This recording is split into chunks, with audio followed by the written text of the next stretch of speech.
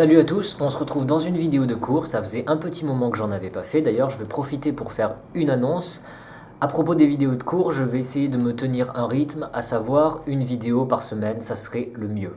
Pour ce qui est des vidéos de vulgarisation que je publie sur une autre chaîne, au début j'étais parti sur le rythme suivant, une vidéo tous les 10 jours, je m'étais fixé cet objectif-là, sauf que j'ai pris la décision en fait de raccourcir mes formats, ce qui fait que mes vidéos vont durer en moyenne 3-4 minutes maximum.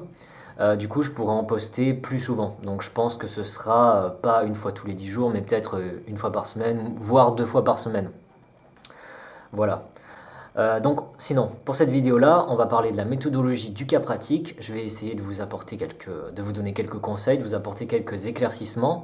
J'avais fait une vidéo sur la méthodologie du commentaire d'arrêt et une sur la méthode de la disserte. Donc, tant qu'à faire, on finit avec le cas pratique.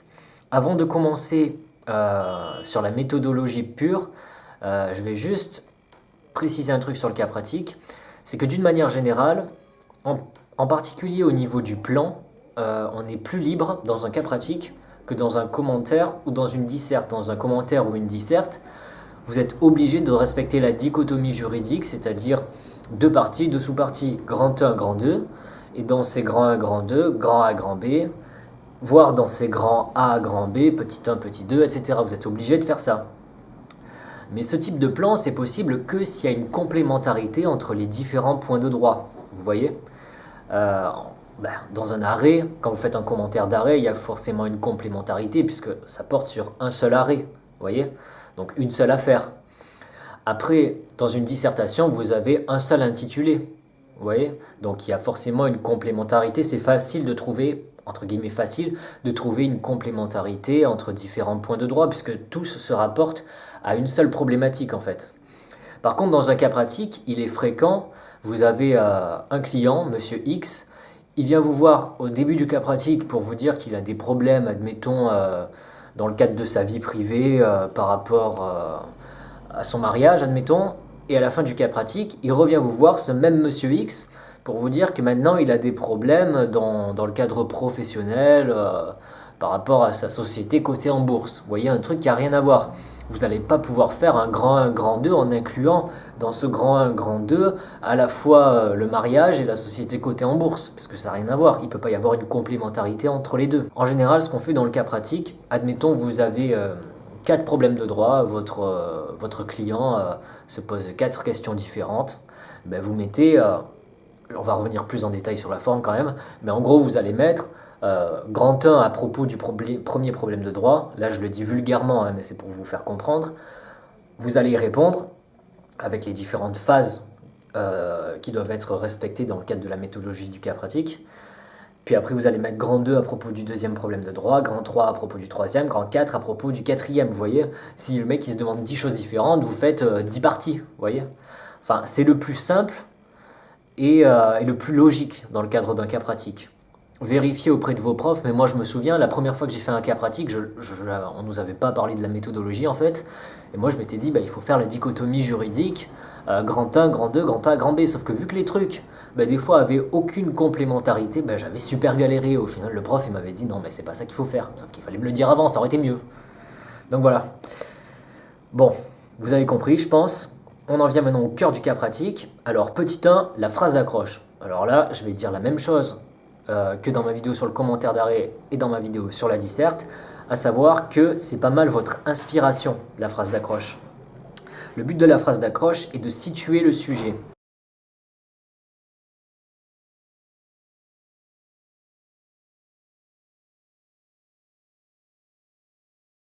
Alors, je reviens sur la question de la complémentarité. Vu qu'il peut ne pas y avoir de complémentarité entre les différents points de droit, ça va être difficile de faire une phrase d'accroche générale qui va pouvoir englober tous ces points de droit non complémentaires. Alors, bon, c'est quand même le mieux si vous arrivez à faire ça. Par exemple, ça pourrait être une phrase d'accroche sur la matière, puisqu'en général, pas en général, mais tout le temps, ça va être un cas pratique qui va concerner qu'une seule matière. Je pense que c'est le plus simple. Et si vraiment vous êtes motivé, vous faites à la limite une petite phrase d'accroche pour chaque partie, chaque point de droit, pour chaque point de droit en fait. Mais bon, franchement, déjà que c'est galère de trouver une phrase d'accroche, d'ailleurs, vaut mieux essayer de les préparer à l'avance. vu que c'est galère de trouver une phrase d'accroche, si en plus il faut en trouver 5, on n'en sort plus quoi. Il vaut mieux réserver son temps pour vraiment la réflexion juridique. Ensuite, après la phrase d'accroche, la récapitulation des faits. Là, c'est comme dans le commentaire d'arrêt, il faut être synthétique, aller à l'essentiel, virer le superflu, mais pas oublier l'essentiel. Vous voyez par exemple, vous avez des dates qui sont précisées dans votre cas pratique. Je prends cet exemple-là, mais ça peut être autre chose. Vous devez préciser, enfin vous devez vous demander en fait si ces dates sont importantes dans le cadre du cas pratique en fait. Si elles sont pas importantes, vous les virez, on s'en fout. Vous voyez, c'est des petits trucs, mais un petit truc plus un petit truc plus un petit truc, au final ça fait pas mal de trucs en moins ou en plus, tout dépend si c'est important ou pas. Voilà, une fois que vous avez fait la récapitulation des faits, vous avez la qualification juridique. Alors moi, ce que je vous conseille pour gagner du temps, c'est pas de faire un paragraphe récapitulation des faits et un paragraphe requalification juridique, mais en fait de faire tout ça dans un seul et même paragraphe. C'est ce que je disais aussi dans ma vidéo sur le commentaire d'Harry en fait. Par exemple, je vous donne un exemple de récapitulation des faits.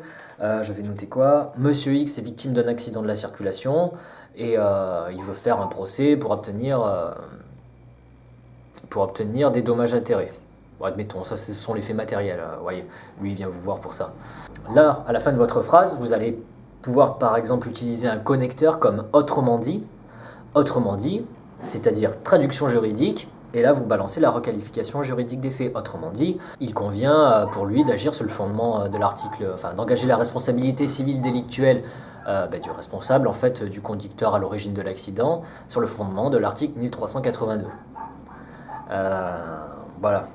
Alors, le fondement, justement, à vous de voir, soit vous le mettez là, soit vous le mettez plus loin quand on va devoir préciser la règle de droit. Au pire, c'est pas grave si vous vous répétez sur ça, vous voyez, c'est un élément de droit, donc c'est quand même important. Donc voilà, évitez de faire en fait une partie récapitulative des faits et une partie requalification de ces faits-là, puisque ça va vous faire perdre du temps. Vous risquez dans cette partie-là, requalification, de vous répéter, de repréciser des faits matériels qui sont déjà écrits là, puisque ça peut être... on a l'impression que du coup notre requalification elle sort de nulle part, donc on peut avoir tendance à répéter ce qu'on a écrit là, donc en gros on perd du temps, et comme je l'ai dit tout à l'heure, autant garder son temps pour vraiment le cœur de la réflexion juridique, quoi. Là vous allez devoir vraiment réfléchir, puisque là la requalification juridique des faits c'est pas le plus compliqué. Une fois que vous avez fait ça, on passe au problème de droit. Alors le problème de droit, je vais faire les mêmes remarques que dans le cadre de ma vidéo sur le commentaire d'arrêt et sur la disserte, à savoir que en principe, là il faut que vous vérifiez auprès de vos profs de fac, vos profs de TD surtout, ceux qui vous corrigent en fait, et voilà, auprès de vos profs, c'est que en principe pour qu'un problème de droit soit juste, bon, il faut que ce soit une question, et qu'on puisse répondre à cette question par oui ou par non. Si votre problème de droit commence par dans quelle mesure est-il possible de blablabla, vous comprenez bien qu'on ne peut pas répondre à un truc qui commence par dans quelle mesure, par oui ou par non. On va répondre dans telle mesure ou dans telle mesure, mais on ne va pas répondre oui ou non. Vous voyez donc voilà, pour qu'un problème de droit soit juste, il faut que vous le formuliez de façon à ce qu'on puisse y répondre par oui ou par non. Ok. En dehors de ça, à propos du problème de droit, il peut être intéressant de préciser quelques trucs, de comparer en fait ce problème de droit, les problèmes de droit dans le cadre d'un cas pratique, à ceux dans le cadre d'un commentaire d'arrêt et à ceux dans le cadre d'une disserte. Dans une disserte, on est assez libre dans nos problèmes de droit à mon sens. Pourquoi ? Parce qu'une disserte, vous avez un intitulé, mais si vous voulez... Alors, déjà le but d'une disserte, comme je le dis dans ma vidéo, c'est de donner son avis. Il faut donner son avis dans une disserte.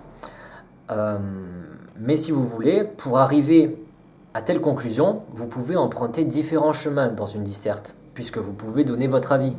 Dans un commentaire d'arrêt, déjà, ça apparaît quand même plus restreint, puisque dans un commentaire d'arrêt, vous avez une solution de droit, vous avez des prétentions des parties, vous avez la décision de la cour d'appel, si c'est, admettons, un arrêt de cour de cassation, etc. Vous avez beaucoup d'éléments de droit, vous n'avez pas qu'un énoncé comme dans la disserte.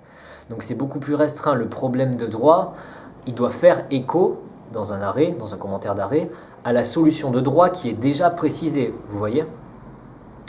Et dans un cas pratique, j'ai envie de dire que c'est dans un sens encore plus restreint, ou pareil en fait, ou au temps restreint, parce que en fait, votre client, il vient vous voir. Alors, soit il vient vous voir et il est dans le flou, on vous dit ça, le mec il est en stress, il sait pas quoi faire, il vient vous voir et il aimerait savoir ce qu'il risque. Là, c'est à vous d'identifier les bons problèmes de droit, vous voyez, mais c'est forcément un problème de droit précis. Après, il peut être tourné de telle ou telle façon, mais c'est un problème de droit qui touche à tel point juridique, vous voyez. Si admettons, si admettons, vous êtes dans le cadre des vices du consentement en droit des obligations, il faut que vous arriviez à identifier si c'est une erreur, un dol, ou si c'est de la violence. Vous voyez que si vous avez une dissertation juridique qui s'intitule Les vices du consentement, là vous allez pouvoir parler des trois. Alors que là, dans le cadre de votre cas pratique, il faut que vous identifiez directement le bon problème de droit. Une fois que vous avez fait votre problème de droit, qui ne doit pas être trop long non plus, hein. Bon, ça c'est les exigences, ce sont les exigences au niveau de la forme, vous arrivez à la règle de droit. Alors, là, dans cette partie-là, on entend dire, dans certaines facs, qu'il faut préciser toutes les solutions envisageables et après, dans la partie suivante, retenir celle qui est bonne. Alors j'ai envie de dire oui et non, parce que toutes les solutions envisageables, limite, ça peut vous amener à réciter tout votre cours, quoi. Et ça va vous faire perdre vraiment du temps. Vous allez pouvoir préciser à la limite. Moi, je suis pas fan. Moi, je préfère aller directement à la réponse, vous voyez. À la limite, vous allez pouvoir préciser différentes solutions. Une autre solution qui pourrait être envisageable, mais que vous allez éliminer si vraiment elle se rapproche de la solution que vous allez au final retenir, vous voyez, si c'est vraiment très proche. Mais commencez pas à réciter votre cours, admettons, vous devez aller là, commencez pas à chercher là, ça va être de plus en plus éloigné, et on s'en fout quoi du reste. Préciser la règle de droit, c'est quoi d'habitude, la plupart du temps dans un cas pratique, moi j'ai fait des cas pratiques en fait, en droit privé surtout, c'est-à-dire droit bancaire, c'était quoi? Droit des sociétés, droit commercial, droit de la distribution, droit fiscal. Euh, si vous voulez, la règle de droit, ça va être la loi en fait. Concrètement, c'est une source légale en priorité.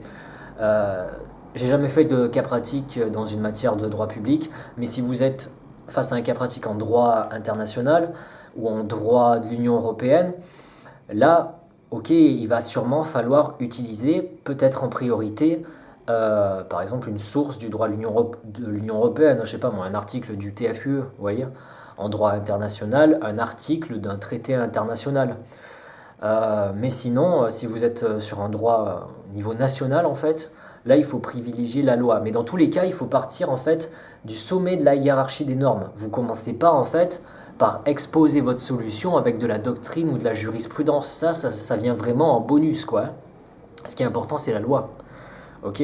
Dans le droit national, bon, vous avez la constitution, le bloc de constitutionnalité, tout ça, mais si vous êtes, je sais pas moi, vous faites un cas pratique en droit des sociétés, on va rarement utiliser, je pense, un article de la Constitution pour résoudre un cas pratique en droit des sociétés, vous voyez ce que je veux dire. Donc en priorité, ça va être la loi, plus précisément, un article qui est dans votre code de commerce, par exemple.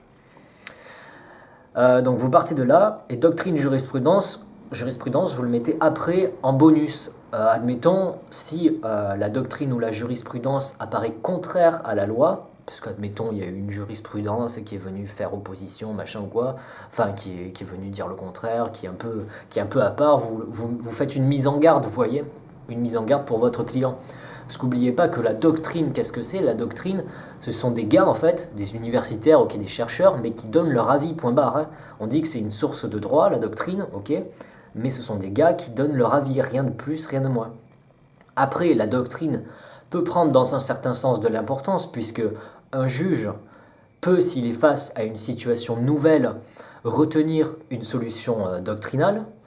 Il va juger telle chose, et cette chose-là, cette décision-là, ce jugement-là, en fait, ça aura déjà été préconisé dans une source doctrinale, par exemple dans une thèse.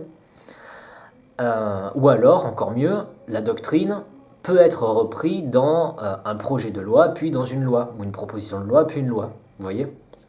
Mais sinon, la doctrine, d'une manière générale, ce sont des gars qui donnent leur avis. Voilà.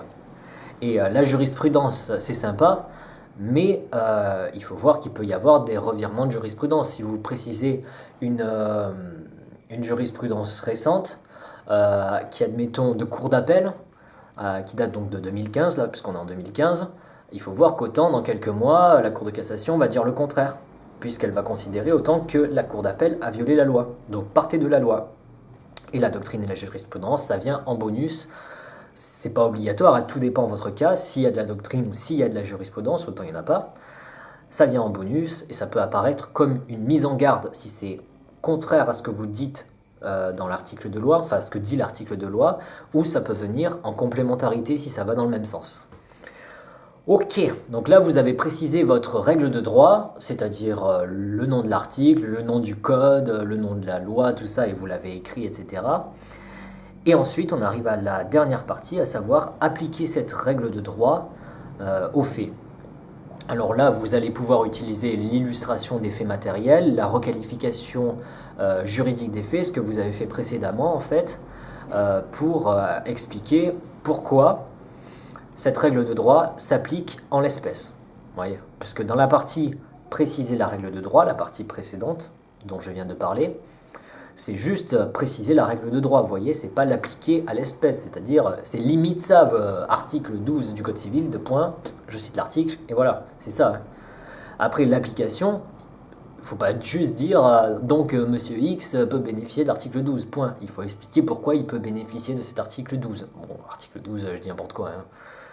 Voilà, de cet article, tel ou tel article. Voilà. J'ai envie de dire que c'est tout. Le plus dur, ça va être de trouver la bonne règle de droit. Et c'est aussi ce qui va définir si vous êtes hors sujet ou pas en fait, hein. Franchement, le mieux dans un cas pratique, surtout si vous êtes face à un cas pratique qui dure 1h30, ce qui est assez court, c'est de vraiment connaître son cours, hein. Vous dites pas, si vous avez un cas pratique d'1h30, ouais, je connais moyennement mon cours, alors je peux aller dans le code, chercher pendant le partiel, tout ça, parce que vous allez perdre trop de temps. Déjà, dans certaines facs, ils n'autorisent pas le code pendant les partiels, pendant les examens, donc là c'est réglé.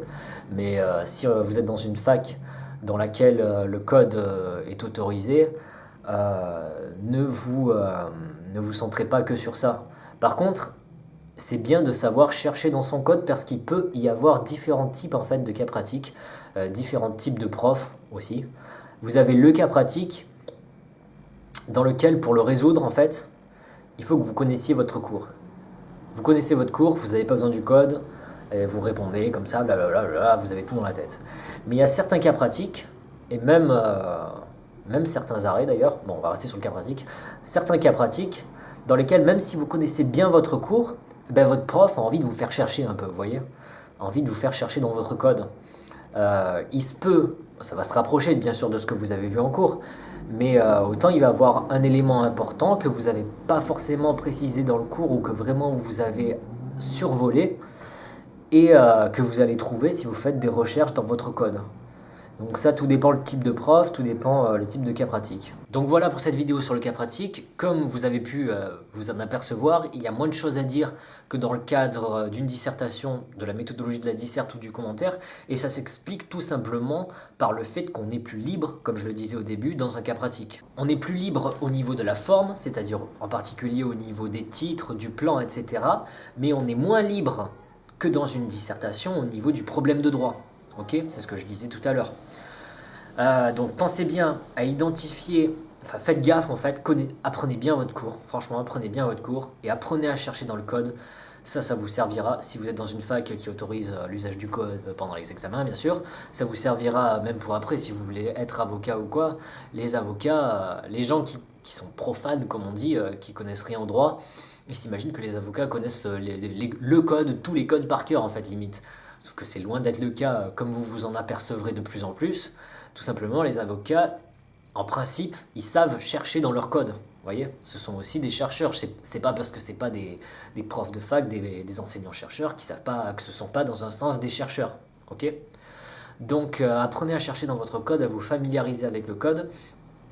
Apprenez bien vos cours Et faites vraiment gaffe à identifier la bonne règle de droit. Mais bon, ça pour bien identifier une règle de droit, il n'y a pas de solution miracle, il n'y a pas de technique miracle, il faut juste bien connaître son cours. Du coup, n'hésitez pas à aller voir mes autres vidéos, notamment de méthodologie ou même mes vidéos qui portent sur des points de cours plus particuliers et mon autre chaîne de vulgarisation juridique.